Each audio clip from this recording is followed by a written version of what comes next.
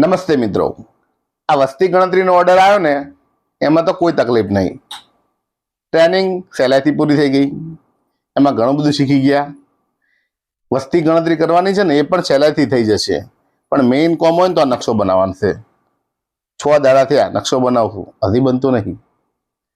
1 તારીખથી ચાલુ કર્યું હતું. ગામમાં ઘર ગણવાનું, રસ્તા ગણવાનું, બોર્ડર દોરી, બોર્ડર નક્કી કરી, રસ્તા દોર્યા, ઘર દોર્યા, તો એથી મેળ આવતો નહીં.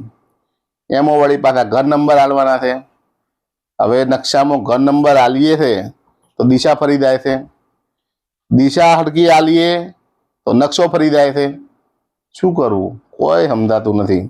આ નકશામાં 30 તારીખ ના આવે તો સારું છે, નહીંતર ગણતરી ક્યારે કરશું, પછી ગણતરી પૂરી ક્યારે થશે.